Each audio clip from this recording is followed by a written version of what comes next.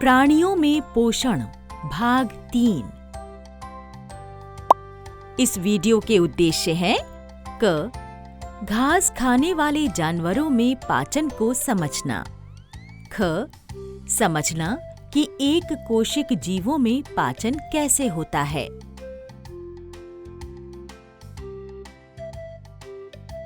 नमस्कार दोस्तों, कैसे हैं आप सब? हमने पिछले वीडियो में मनुष्य की पाचन प्रक्रिया के बारे में समझा था। भोजन के स्वाद से लेकर पाचन तक का सफर कितना लंबा और मजेदार होता है। क्या आपने कभी किसी गाय को जुगाली करते हुए देखा है? क्या एक कोशिक जीव जैसे अमीबा में पाचन प्रक्रिया होती है? आइए इस वीडियो के माध्यम से इन्हीं प्रश्नों के उत्तर ढूंढते हैं। दीदी, इन गायों को देखो, मैं इन्हें रोज देखता हूँ। ये रोज ऐसे ही अपने मुंह में खाना चबाती रहती है। क्या ये सारा दिन कुछ खाती रहती हैं? हाँ रवि, अगर कोई इन्हें देखेगा तो स्वाभाविक सी बात है, ऐसा ही सोचेगा। इस प्रक्रिया को जुगाली कहते हैं। गाय और अन्य घास खाने वाले जानवरों की पाचन प्रक्रिया मनुष्य से अलग होती है। अच्छा, वो कैसे? चल रवि, रामू काका की गौशाला में चलते हैं। वह हमें विस्तार से समझा पाएंगे। हाँ, ये तो बहुत अच्छा सुझाव है दीदी।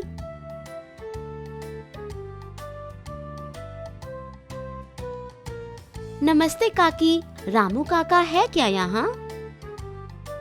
नहीं बच्चों, वे तो शहर गए हैं।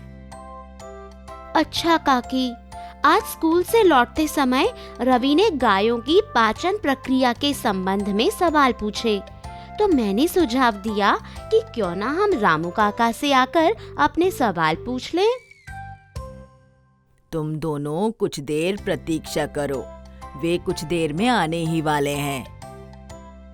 ठीक है काकी, धन्यवाद। क्या हम गायों को चारा खिला सकते हैं?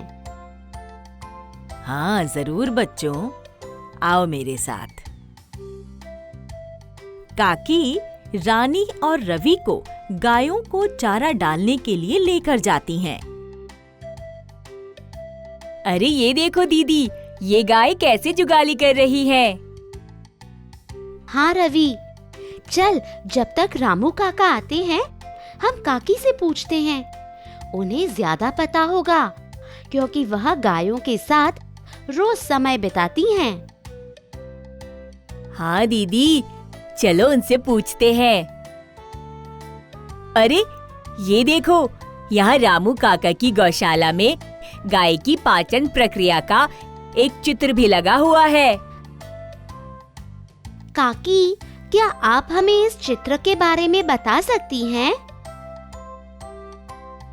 रानी बिटिया, इस चित्र में दिखाया गया है कि गाय क्या क्या खाती है। घास, भुट्टा, हरी सब्जियों के पत्ते आदि। देखो दीदी, हमने जो घास डाली थी वह ये गाय खा भी गई। रवि देख, वह घास को जल्दी से निगल लेती हैं। आओ बच्चों, यहाँ बैठ जाते हैं। मैं तुम्हें समझाती हूँ। घास निगलने के बाद गाय उसे अपने आमाशय के एक भाग, जिसे रूमेन कहते हैं, वहाँ इकट्ठा कर लेती है। अच्छा, मनुष्य की पाचन क्रिया में रुमेन नहीं होता है ना काकी? हाँ, सही बोल रहे हो रवि। रूमेन में भोजन का आंशिक पाचन होता है। इस आंशिक पचे हुए भोजन को जुगाल कहते हैं, जिसे अंग्रेजी में कड भी कहते हैं। ये जुगाल बाद में छोटे छोटे टुकड़ों के रूप में फिर से मुंह में लाया जाता है। यहाँ देखो, जैसे इस चित्र में दिखाया गया है। अच्छा, तभी इसे जुगाली करना कहते हैं। गाय इसी कट को चबा रही होती है। ऐसे जीवों को रूमिनेंट या रोमनथी कहते हैं, है ना काकी? बिल्कुल सही रानी। गाय, भैंस और हिरण जैसे घास खाने वाले जंतु रूमिनेंट या रोमनथी कहलाते हैं। घास में कौन से पदार्थ होते हैं काकी? मनुष्य तो घास नहीं खा सकता, है ना? घास में सेलुलोज होता है। क्या? सेल्यूलोज? ये क्या होता है काकी? सेलुलोज एक प्रकार का कार्बोहाइड्रेट होता है। बहुत से जंतु जैसे मनुष्य सेलुलोज का पाचन नहीं कर सकते हैं। तो क्या गाय जैसे घास खाने वाले जंतुओं में कोई विशेष भाग होता है जो सेल्यूलोज का पाचन करता है? क्या रवि के प्रश्न का उत्तर मैं देने की कोशिश करूं काकी? हाँ रानी बिटिया, बताओ। रवि, गाय के आहार नाल में क्षुद्रांत्र और बृहदांत्र के बीच एक थैली जैसी संरचना होती है, जिससे अंधनाल कहते हैं। सेलुलोज का पाचन यहाँ होता है। अच्छा, पर कैसे दीदी? अंधनाल में कुछ जीवाणुओं द्वारा सेलुलोज का पाचन होता है। यह मनुष्य के आहार नाल में नहीं होते। अरे वाह रानी बिटिया, तुम तो बड़ी होशियार हो। बच्चों, बहुत देर हो गई है। लगता है रामू काका को देर लगेगी शहर से लौटने में। तुम दोनों अब घर जाओ, तुम्हारी माँ रास्ता देख रही होंगी। जी काकी, धन्यवाद। वाह, कितनी अनोखी जानकारी है ये, है ना दोस्तों? क्या आप कभी किसी गौशाला में गए हैं? क्या मैं आपकी विज्ञान की एक किताब देख सकता हूँ दीदी? हाँ रवि, यह लो। अरे दीदी, ये अमीबा का चित्र है ना? पता है, मैंने पढ़ा था कि ये एक कोशिक जीव होता है। क्या इनकी भी पाचन प्रक्रिया होती है? दोस्तों, अमीबा जलाशयों में पाया जाने वाला एक कोशिक जीव है। हाँ रवि, अमीबा और अन्य एक कोशिक जीवों में भी पाचन प्रक्रिया होती है। अरे, ये तो कितने आश्चर्य की बात है दीदी। क्या आप मुझे इसके बारे में बता सकती हैं? पता है रवि, कल स्कूल में एक विज्ञान की प्रदर्शनी है। वहाँ अलग अलग प्रयोग किए जाएंगे। मेरी कक्षा के कई विद्यार्थी एक कोशिक जीव जैसे अमीबा को माइक्रोस्कोप के द्वारा बच्चों को दिखाएंगे। तुम भी कल अपने दोस्तों के साथ वहाँ आना और अपने सारे सवाल भी पूछ लेना। ये तो बहुत मजेदार होगा। दोस्तों, कितना मजा आएगा विज्ञान की प्रदर्शनी में। कितने अलग अलग प्रयोग होंगे वहाँ, और हम माइक्रोस्कोप की मदद से अमीबा को भी देख पाएंगे। अगले दिन स्कूल की विज्ञान प्रदर्शनी में।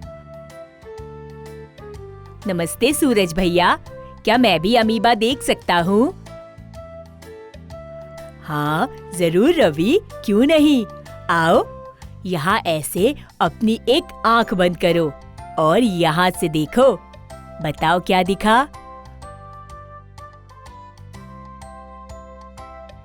अरे वाह, ये तो बिल्कुल उस किताब के चित्र जैसा है जो मैंने कल रानी दीदी की किताब में देखा था। सूरज भैया, क्या आप मुझे अमीबा की पाचन प्रक्रिया के बारे में बता सकते हैं?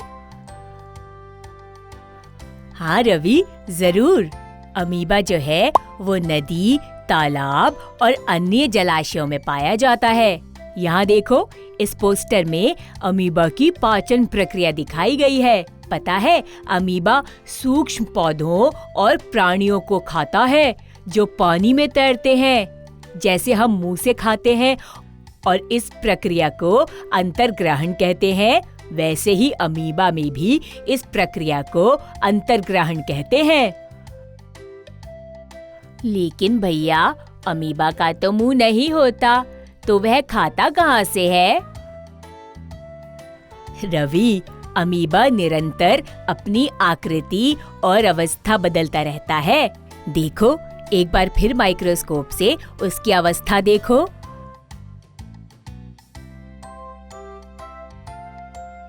भैया, जब मैंने पहले देखा था तो इसकी अवस्था कुछ और थी और अब कुछ और है। हाँ रवि, जब ये खाता है तब एक या अधिक उंगली के समान आकार जैसी संरचना, जिसे पादाब कहते हैं, निकालता है।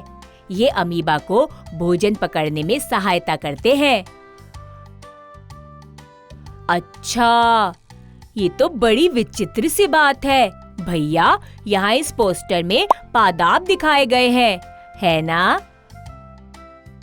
हाँ रवि, इस पोस्टर में अमीबा की पाचन क्रिया दिखाई हुई है। ये देखो फिर, खाद्य पदार्थ अमीबा की खाद्य धानी में फंस जाते हैं और खाद्य धानी में ही खाद्य रस स्रावित होता है, जो खाद्य को सरल पदार्थों में बदलता है। ये कितने सूक्ष्म जीव है, पर पाचन प्रक्रिया बिल्कुल मनुष्य की तरह है। हाँ रवि, तभी तो हम इन्हें माइक्रोस्कोप की मदद के बिना नहीं देख सकते। ओह, तो क्या अमीबा में भी भोजन का अवशोषण होता है? हाँ रवि, पचा हुआ खाद्य धीरे धीरे अवशोषित होता है। पता है रवि, अवशोषित पदार्थ अमीबा की वृद्धि रखरखाव के लिए काम आता है और अपचित खाद्य खाद्य धानी द्वारा बाहर निकाल दिया जाता है। अच्छा, तो इसका मतलब है कि सभी प्राणियों में, चाहे वो बड़े हो या छोटे, पाचन प्रक्रिया लगभग एक जैसी होती है। हाँ रवि, भोजन का अंतर्ग्रहण, पाचन और उसकी वजह से जो हमें ऊर्जा मिलती है, वह हमारे शरीर के दिन भर के कार्य और अलग अलग प्रणालियों के लिए बहुत महत्वपूर्ण है। धन्यवाद भैया, आपने मुझे माइक्रोस्कोप से अमीबा दिखाया और इतनी महत्वपूर्ण जानकारी भी दी। तो दोस्तों, आशा करते हैं कि आपने घास खाने वाले जानवर जैसे गाय और एक कोशिक जीव जैसे अमीबा में पाचन क्रिया के बारे में समझा होगा। अगली बार जब आप किसी गाय को जुगाली करते हुए देखेंगे तो आपको पता होगा कि वो ऐसा क्यों कर रही है। चलिए दोस्तों, अब हम अगले वीडियो में मिलेंगे।